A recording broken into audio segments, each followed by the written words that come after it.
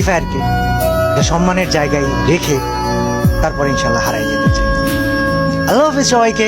তো গাইজ, আমি আড়ালে ছিলাম, খুব ভালো ছিলাম, খুব শান্তিতে ছিলাম, গেমের ভিডিও বানাইতেছিলাম না। একটা সময় ছিল ভিউজের জন্য যা খুশি তাই করতেছিলাম, এটা ক্রেজ পাইতেছিলাম, ফেম পাইতেছিলাম, সাবস্ক্রাইবার্স পাইতেছিলাম, টাকা ইনকাম হচ্ছিল। আর তোমরা একটা বিষয় কি জানো, হয়তোবা এগুলো আমি আর করবো না।